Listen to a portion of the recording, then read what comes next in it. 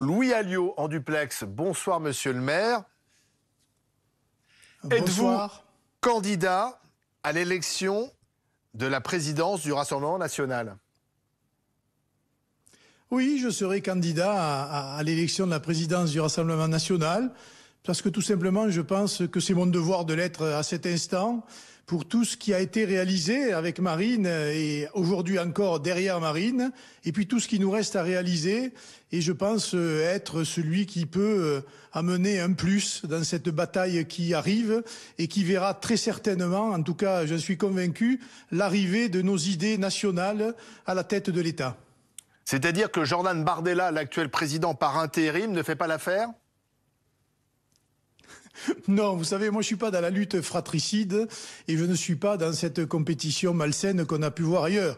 Il y a deux profils, il faut bien qu'il y ait une élection et dans cette élection, je défends un projet que je viens d'ailleurs de faire publier dans le journal L'Opinion et chacun se déterminera. Ce sont nos adhérents qui décident parce que nous sommes un parti démocratique et j'irai porter la bonne parole dans les fédérations pour dire quel est mon projet. Mais moi je n'ai pas d'ennemi, je n'ai pas d'adversaire, j'ai juste un projet à porter.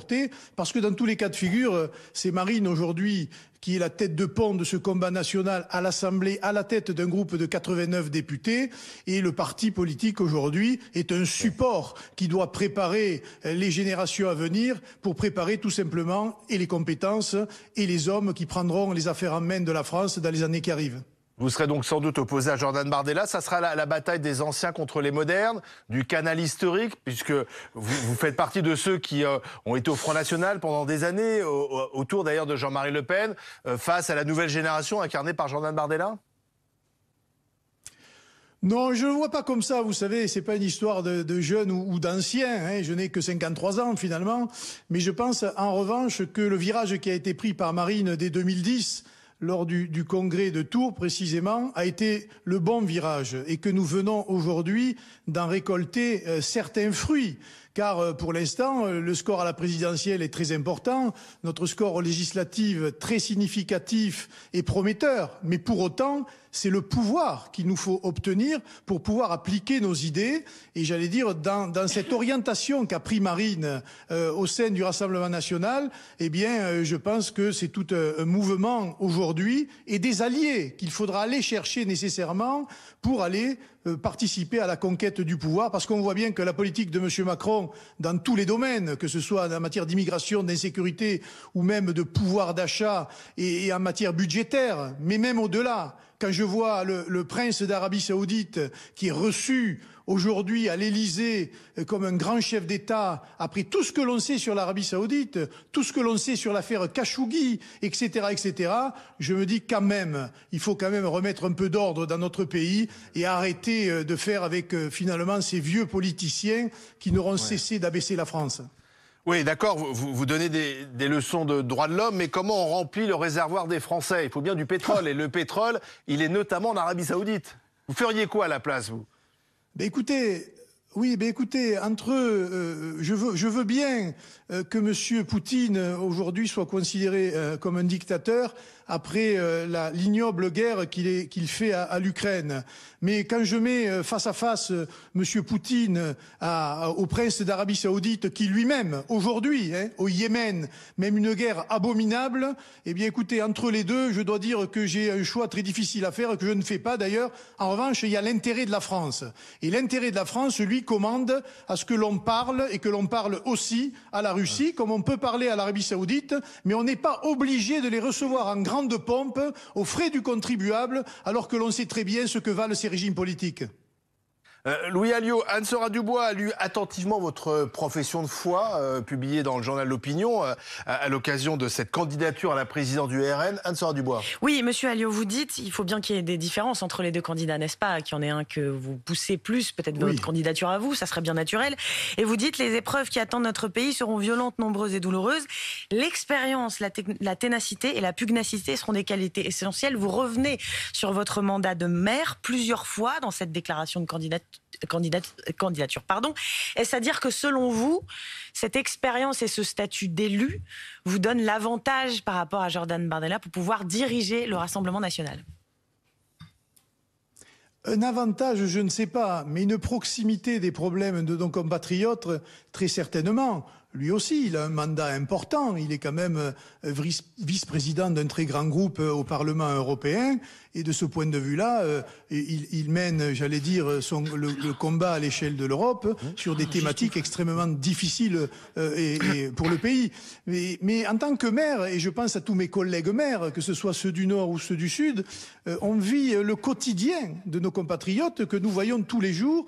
Et c'est vrai qu'on va avoir des lendemains difficiles sur le pouvoir d'achat, sur la capacité de nos compatriotes à boucler les fins de mois, mais aussi sur nos compatriotes à tolérer une insécurité grandissante, un trafic de drogue endémique et avec un État qui ne fait rien ou pas grand-chose. Et de ce point de vue-là, oui, je pense que d'ici à Perpignan, c'est un poste d'observation privilégié qui me permet de dire un certain nombre de choses parce que je peux en témoigner et je peux aussi y répondre avec les moyens que me donne évidemment la loi, le droit et ma fonction de maire, mais aussi avec, j'allais dire, tout un tas de mesures que nous allons proposer désormais à l'Assemblée pour permettre aux maires de faire face à tous ces problèmes. Justement, l'Assemblée, précisément, c'est ça le nouveau Rassemblement national. Il peut voter avec la majorité, c'est possible selon vous? C'est bien, c'est un bon mouvement, une bonne orientation?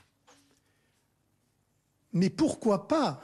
Quand les mesures sont bonnes et qu'elles vont dans le sens de l'intérêt général et de l'intérêt de nos compatriotes, il n'y a pas lieu d'hésiter une seule seconde de voter des bonnes mesures. Quand elles ne le sont pas, eh bien nous ne les votons pas. Moi je trouve cette attitude très responsable, très pragmatique, très utile pour le pays.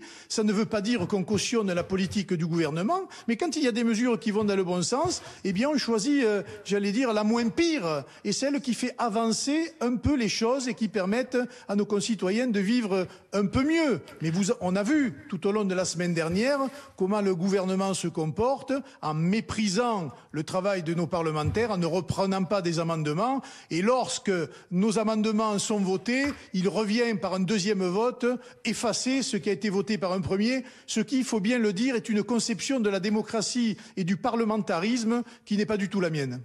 Louis Alliot, si vous êtes désigné président du Rassemblement national, votre mission sera d'emmener Marine Le Pen à l'Élysée, de porter le RN au pouvoir suprême?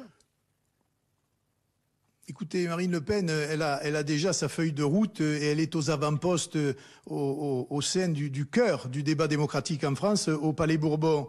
En ce qui nous concerne, au sein du Front National, du Rassemblement National, pardon, que ce soit avec Jordan et toute l'équipe, que ce soit Jordan président ou que je sois le président, il faudra préparer le mouvement à assumer justement le pouvoir demain. Et ça passe par deux choses. Ça passe par l'implantation locale, c'est-à-dire déjà cibler toutes les communes dans lesquelles nous devons demain obtenir la direction pour appliquer un certain nombre de mesures, avec la réussite que nous connaissons déjà dans les communes que nous gérons, mais aussi les départements et les régions, car de cet ensemble-là d'élections locales dépendra la victoire de Marine, je l'espère, à l'élection présidentielle à venir. C'est donc à la fois de l'implantation locale et de la formation des cadres, et le parti devra, je pense, se recentrer sur ces deux options qui sont essentielles pour l'avenir.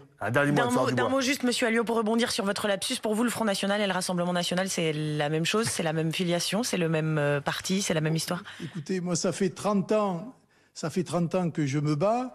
Je pense que ce qui a été créé il y a 30 ans et qui existait déjà auparavant a été de montrer où étaient les problèmes.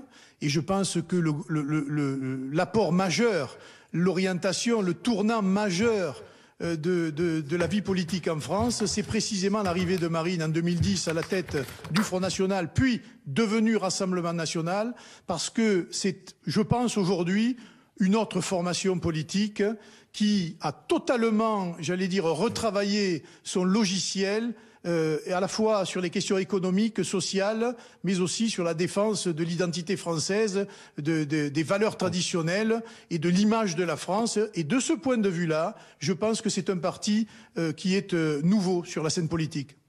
Merci Louis Alliot. Donc vous êtes candidat à la présidence du Rassemblement national et vous